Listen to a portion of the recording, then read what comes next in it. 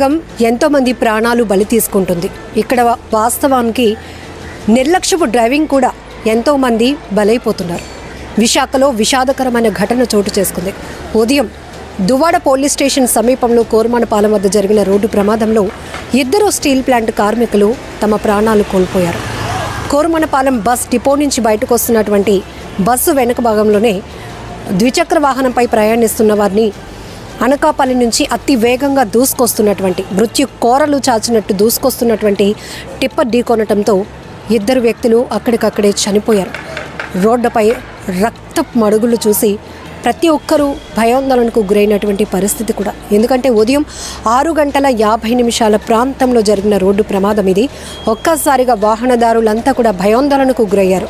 ఈ మధ్యకాలంలో ఎక్కువగా చూస్తున్నాం రోడ్డు ప్రమాదాలు, సెల్ఫ్ యాక్సిడెంట్లు కావచ్చు, లేకపోతే భారీ వాహనాలు, బస్సులో, లేకపోతే ఇంకా కారు, ఇలాంటివి ఎన్నో అసలు మనం గమ్యస్థానానికి జాగ్రత్తగా సురక్షితంగా వెళ్ళటానికి ఉపయోగించే వాహనాలను నిర్లక్ష్యంగా డ్రైవింగ్ చేయటం వల్ల, అతివేగం ఒక థ్రిల్లా భావించటం వల్ల ఎంతోమందిని కిల్ చేస్తోంది.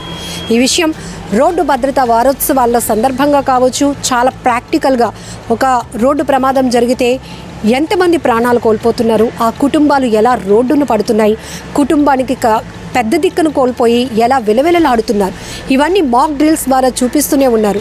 అలాగే పెద్ద ఎత్తున అవగాహన కార్యక్రమాలు జరుగుతున్నాయి. మీ సేఫ్టీ కోసం మీరు హెల్మెట్ పెట్టుకోండి, మీ సేఫ్టీ కోసం మీ వేగాన్ని తగ్గించుకోండి అంటూ ఎక్కడికక్కడే స్లోగన్స్ కూడా మనకి కనపడుతూ ఉంటాయి. ట్రాఫిక్ సిగ్నల్స్లో హెల్మెట్ ధరించండి, మీ ప్రాణాలను మీరే కాపాడుకోండి, అతి వేగం వద్దు, సురక్షితమైన ప్రయాణమే ముద్దు, ఇలాంటి ఎన్నో స్లోగన్స్ రోజు చూస్తూనే ఉంటాం. ఈవెన్ ఇప్పుడు వాహనాన్ని అతివేగంగా నడిపిన వాళ్ళది కూడా ప్రాణమే కదా. ఎందుకు అంత నిర్లక్ష్యంగా డ్రైవింగ్ చేస్తున్నారు? వాళ్ళ ప్రాణాలని రిస్క్లో పెట్టుకోవడమే కాదు, అమాయకమైనటువంటి ఎంతోమంది ప్రాణాలు తీయటానికి కూడా కారణమవుతున్నారు. ఇక్కడ తెల్లవారుజామున కోరమనపాలెం సిగ్నల్ వద్ద జరిగినటువంటి రోడ్డు ప్రమాదం ఒక్కసారిగా ప్రతి ఒక్కరిని భయాందోళనకు గురి చేస్తుందని చెప్పొచ్చు. తరచుగా జరుగుతున్నటువంటి రోడ్డు ప్రమాదాల వల్ల పోలీసులు కూడా యాక్సిడెంటల్ స్పాట్స్ని గుర్తిస్తూ డార్క్ స్పాట్స్గా వాటిని పెడుతున్నారు. ఇక్కడ అతి వేగం వద్దంటూ, లేకపోతే ఇదే లిమిట్లో మీరు వెళ్ళాలి అంటూ కూడా హైవేలో మనకి డిస్ప్లే బోర్డ్స్ కూడా కనిపిస్తూ ఉంటాయి. లేకపోతే ఇది స్కూల్ జోన్ అనో, కాలేజ్ జోన్ అనో, హాస్పిటల్ జోన్ అనో ఎక్కడికక్కడ మనకి చూపించడం కూడా జరుగుతోంది. ఉదయం 6 గంటల ప్రాంతంలో, అంటే 6:50 ప్రాంతంలో పెద్ద రద్దీ కూడా ఉండదు.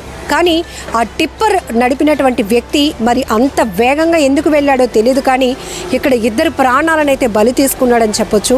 ఏదేమైనా చాలా బాధాకరమైన విషయం.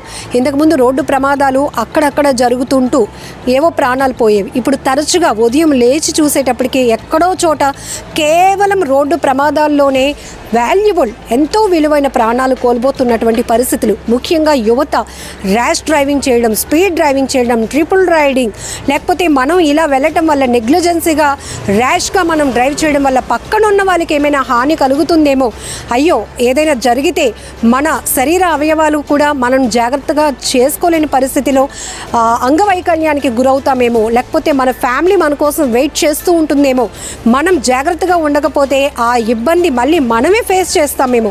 ఇవన్నీ ఎందుకు ఆలోచించటం లేదో అర్థం కావటం లేదు. కానీ పోలీసులు మాత్రం ఒక సందర్భంలో తీవ్రమైనటువంటి అసహనం వ్యక్తం చేస్తున్నారు.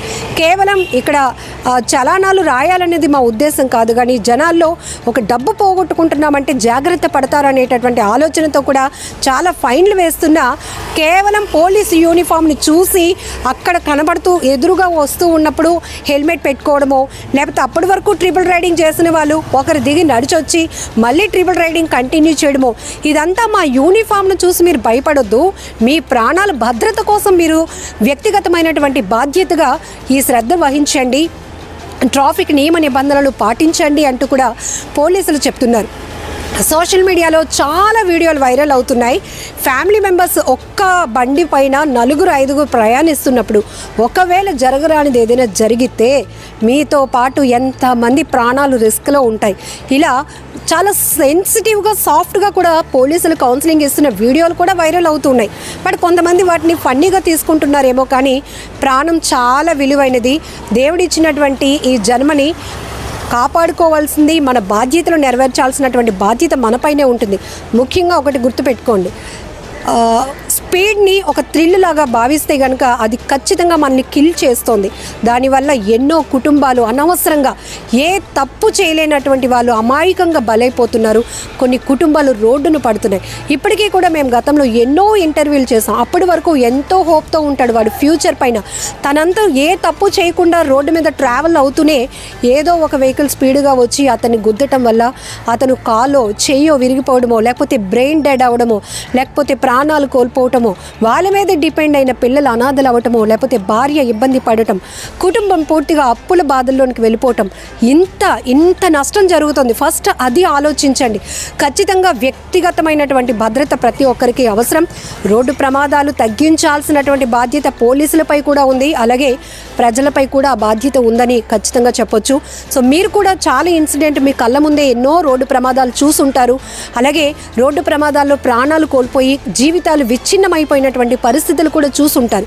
అలాంటి మీ ఓన్ ఎక్స్పీరియన్స్తో మీరేమైనా సజెషన్స్ పోలీసులకు కానీ పబ్లిక్ కానీ ఇవ్వాలి అనుకున్నా, లేకపోతే మీ ఓన్ ఎక్స్పీరియన్స్ ఏమున్నా కామెంట్ బాక్స్లో మీరు కూడా మెన్షన్ చేయండి.